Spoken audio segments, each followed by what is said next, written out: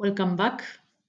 This is the section Into the Future, and the goal of this section is to gain clarity on what you want to achieve with your creative self in the future, where you want to be, and how to take real steps to get there. We have three lessons in this section. The one will tackle into exposure and vulnerability, and we will be journaling with very deep questions. The second one is create your visual board and affirmations. And in the third one, we will be writing a letter to your future self. So let's get started. Lesson one, exposure and vulnerability. I would invite you to make a check in with yourself and see how we are at this current moment. So, how clear do you feel now about your wants and needs? How much do you trust the affirmation, I can get what I want? How connected or estranged do you feel from the concept of magic? How engaged have you been in this module so far? So go to your journal and try to answer these questions to see where you're at.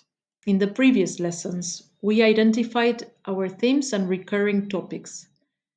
We were recognizing patterns in the way we create our work, and we explored what our voice wants to express, and we ideally began to accept what is our artistic identity more fully, and what is it that we are trying to express with our craft or arts. I think that we all recognize ourselves very vulnerable. And there is this fantastic woman, Brené Brown, who talks about vulnerability in a genius way. So you can go check her videos and read books from her if you want to. And she says that courage starts with showing up and letting ourselves be seen. So, what does this mean? We can all be courageous inside of us and admitting to ourselves certain things that are difficult for us, or taking the challengings privately. But the true magic happens when we allow ourselves be afraid and being seen in this fear. So to tap into this topic, we will go to explore this quote: Hell is other people. El infierno es el otro. It's in Spanish. And this quote, so thinking that hell is the other, well, of course, we need to put a little bit of context of this phrase, no? So this phrase belongs to a play where three people are trapped in a room and they are like incarcerated in the gaze of the others.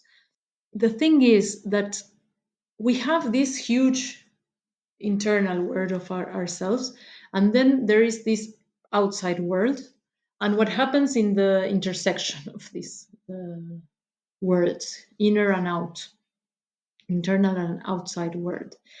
Sometimes there's this presumption of what the other is seeing in me that feels more oppressive than any possibility of judgment or terrible thought that the other can have from ourselves. So this place where we are being seen can be quite uncomfortable for some of us. Another perspective we can have when thinking that there's no artistic work, there's no play, no book, no any type of expression that is completed if there's not another person receiving it or reading it or listening to it or appreciating it. So there's this philosophical question: if a tree falls in the forest, does it make a sound? If no one hears the song you composed, does it really count? Does it exist? What do we think about this? There is this belief that no expression goes completed without the others. We need a witness to our creation. And in a way, it's nice to think this, because sometimes we create something and the multiple possibilities of meaning that this creation has are much bigger than the heart that we put on this creation.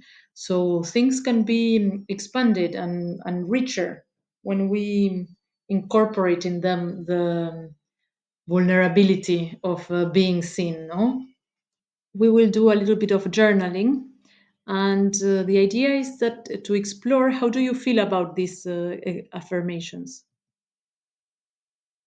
and try to reflect deeply and honestly. How did the quotes of Sartre, is for me impossible to pronounce it French, sorry. How did this quote made you feel? Like hell is the other.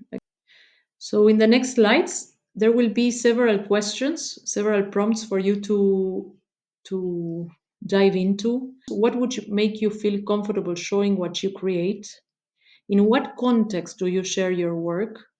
How does feedback or critique affect you? If we think of what makes us feel comfortable when sharing, is it approval? Is it a challenge? Is it um, silence?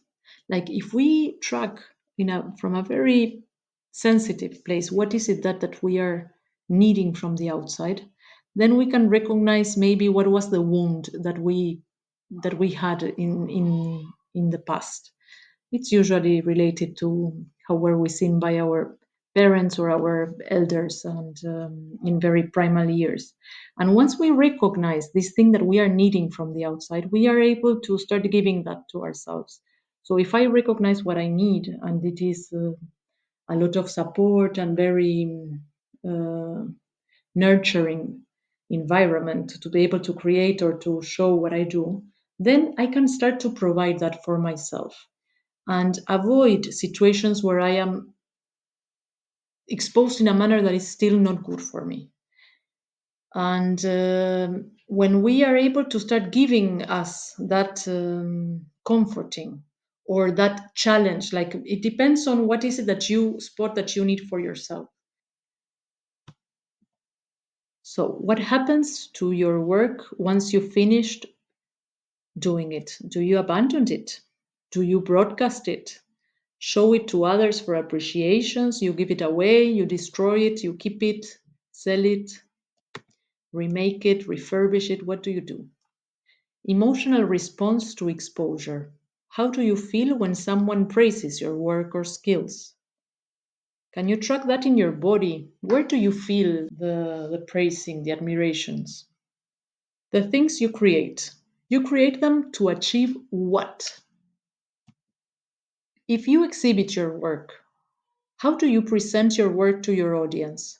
How do you think they interpret it? Do you make it easy to understand your message? Are you cryptic or clear? Do you intentionally make your work cryptic? Why? Do you want people to identify with you as a narrator, creator, or provocateur? How do you want to be perceived as a creator? In a more transcendental tone, how would you like to be remembered? What would you like to have accomplished? What would you want your cause to be? Self critique and acceptance. How comfortable are you criticizing yourself? How comfortable are you with praising yourself? And how easy is for you accepting just what is? Recommended reading, go check Feel the Fear and Do It Anyway. It's a great book. I think that is also recommended in the entrepreneurship module.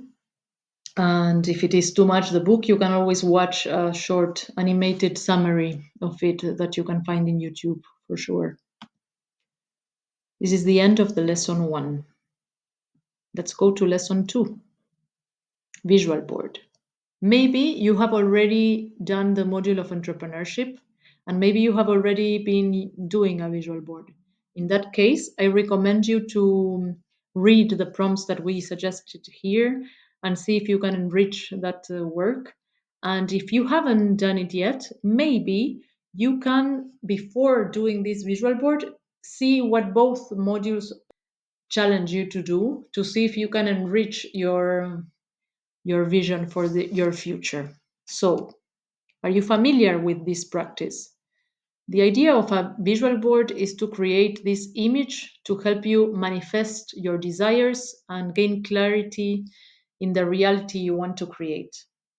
It is a collection of images, words, symbols, whatever you want to put to synthesize whatever you want to experience in your life.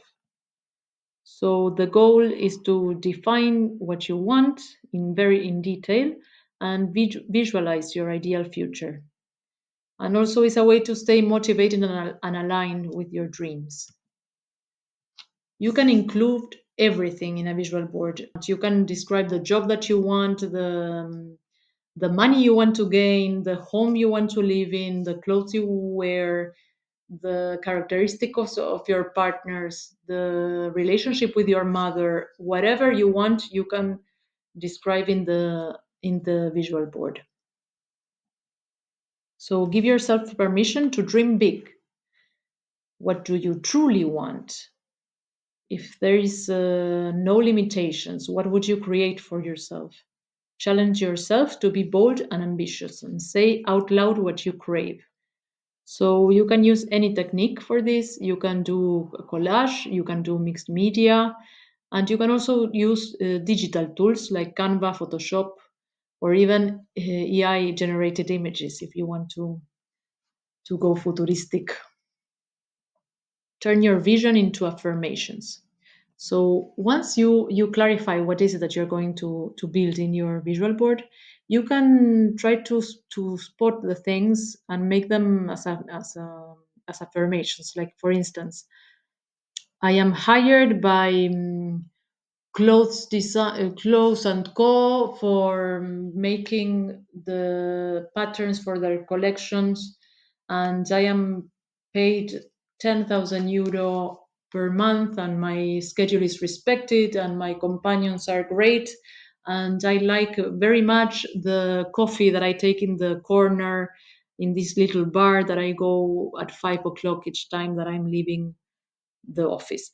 Whatever, like very be descriptive and do affirmations that depict this situation that you are bringing to your vision. And where you put the vision board matters. So try to put it in a place that you are seeing it often and that reminds you daily of the reality that you want to build for yourself. Share your vision. You can always post something in the forum, and it's nice to have a accountability, like someone that is cheering for your vision. End of lesson 2. Lesson 3: a letter to your future self. As we are arriving nearer to the end of this module, let's take a moment to write a letter to our future self. We have traveled to the past, explored the present, and acknowledged what we want for the future. Now it's time to solidify our vision and commit to action. So we can reflect a little bit and make an action plan. List all the things you want to achieve and the actions you will take. Also, I recommend you track what are the actions that need to be done in order to achieve those big goals that you are aiming for. Make a personal promise to yourself. What risks will you take? What collaborations will you initiate? What course will you enroll in to improve your skills? What attitude will you have while creating your portfolio in the next section? A spell for the future. So, write this letter as if everything you desire has already happened. Congratulate yourself for your accomplishments, the exhibitions, the new job, the expansion of your creative joy. And here we have the image of the magician. And the reason why this is a tarot deck, the right tarot deck. And I don't know if you remembered, but in the beginning of this module, I asked, what's your relationship with the concept of magic in a way?